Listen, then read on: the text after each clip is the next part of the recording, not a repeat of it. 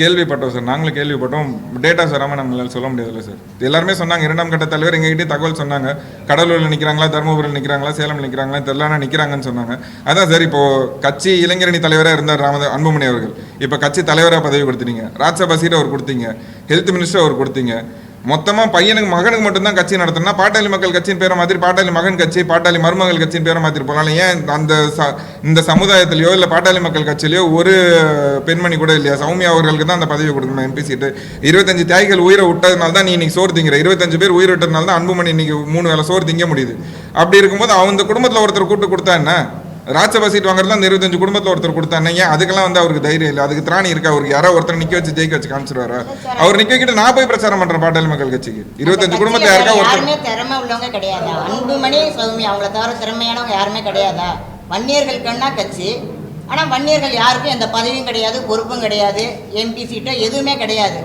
இன்னைக்கு மனைவி நிக்க வைப்பாரு, அடுத்த எம்எல்ஏ எலெக்ஷன்ல ஒரு பொண்ணை நிக்க வைப்பாரு, மகளை நிக்க வைப்பாரு, அதுக்கு அடுத்த எலெக்ஷன் லோக்கல் பாடி எலெக்ஷன்ல ஒரு மருமகன் நிக்க வைப்பாரு. இப்படியே நிக்க வச்சுக்கிட்டே இருப்பாங்க.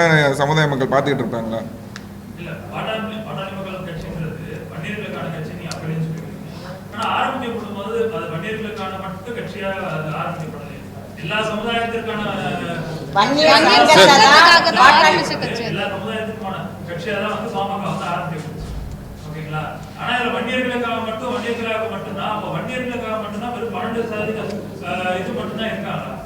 வன்னியர் சங்கமா இருந்ததான் பாட்டாளி கட்சியா இருந்து பாட்டாளி மக்கள் கட்சியா அவங்க மாத்தினது.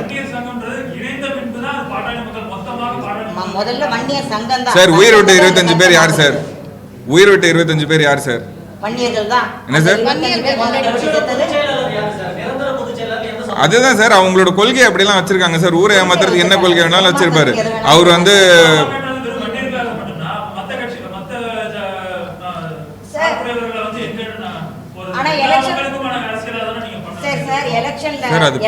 வன்னியர்களுக்கான கட்சின்னு சொல்றாங்க. எலெக்ஷன் முடிஞ்சு ஜெயிச்சுட்டாங்க, பதவியில எல்லாம் இருந்தாங்க, 18 எம்எல்ஏ வர்றாங்க, 5 எம்பி எல்லாம் இருந்தாங்க.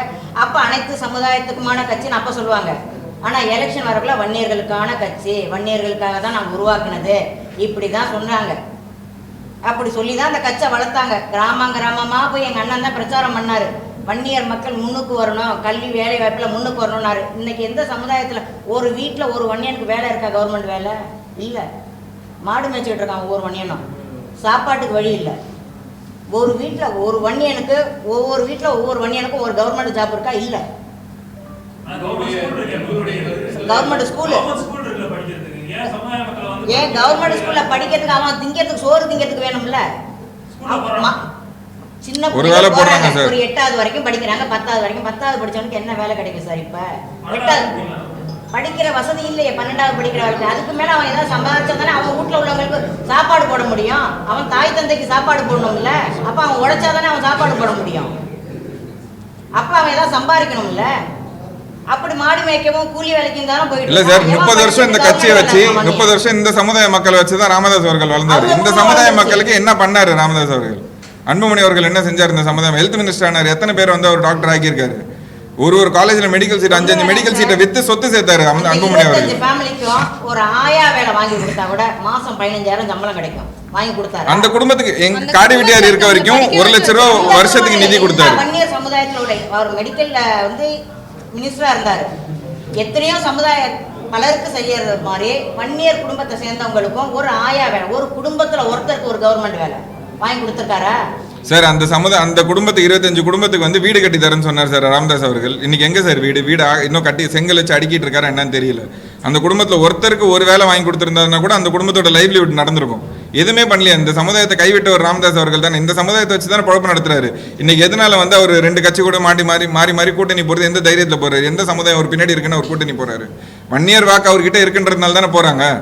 மற்ற சமுதாயத்தோட வாக்கு அவரால் வாங்கிட முடியுமா? அவர் வன்னியரான வாக்கே இப்போ இழந்துட்டு நிற்கிறாரு. அப்படி இருக்கும்போது நீங்கள் இது வன்னியருக்கான கட்சி இல்லைன்னு எப்படி சொல்கிறீங்க? அன்புமணி ராமதாஸ் அவர்கள் கையில் பானை சின்னத்தை தானே போட்டு உட்காந்துருக்காரு, வன்னியர் சட்டியை தானே போட்டு உட்காந்துருக்காரு. அது ஏன் பண்ணாரு?